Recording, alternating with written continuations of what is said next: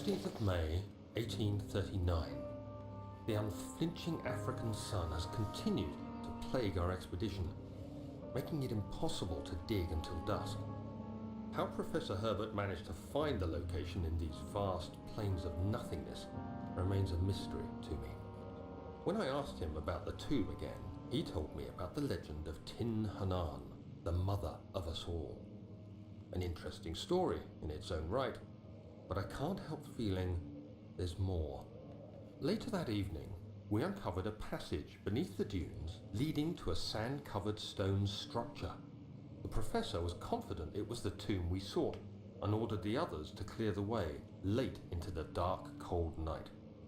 Tomorrow, I shall lead the men into the ancient structure, hoping to reach the burial chamber. No matter what the professor is keeping from me, the dig should yield something interesting to take back to London and the British Museum.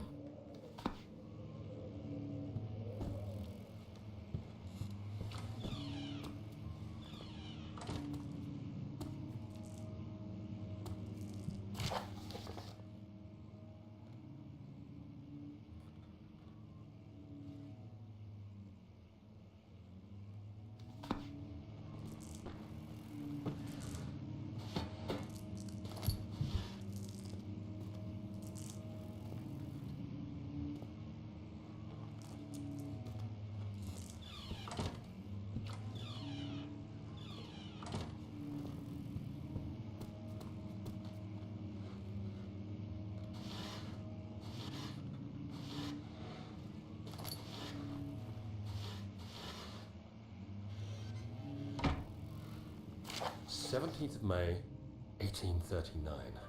My hands tremble as I write. I feel a need to document my tribulation, for I fear that my memory will fail me if I linger.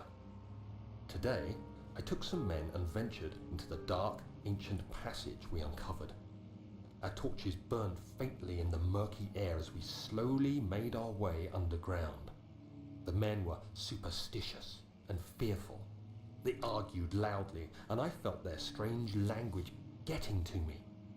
I mustered my strength and yelled at them to continue down the slopes and broken steps. The crudely carved passage confused me. It looked much older than the 4th century structure we had expected.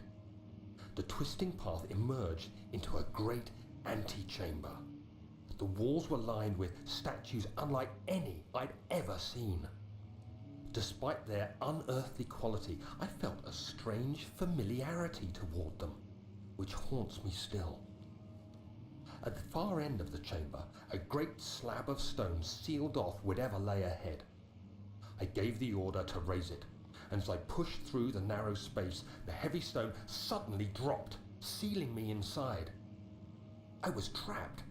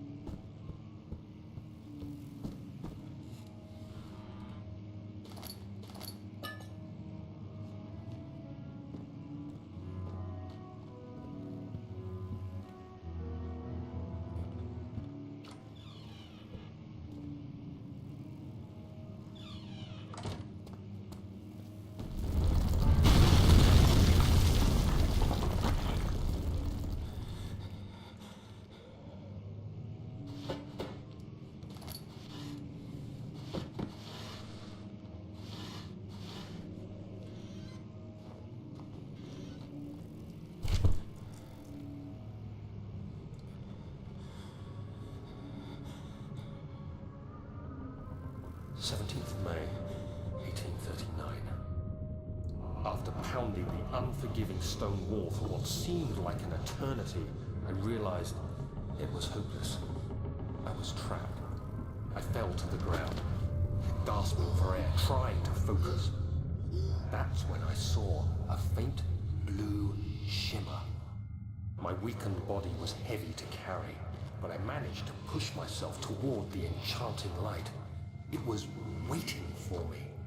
Enclosed in dark nothingness, I felt myself drawn to the mystic light.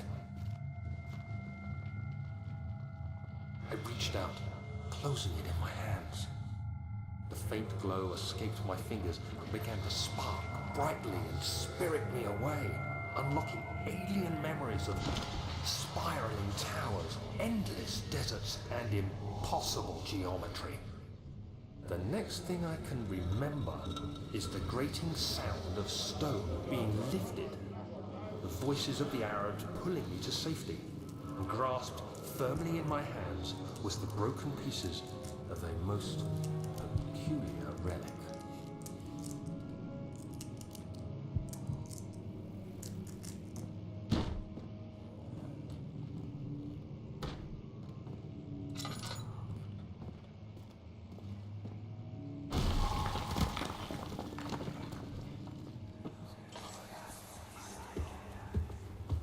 You have to be swift when you activate the first one.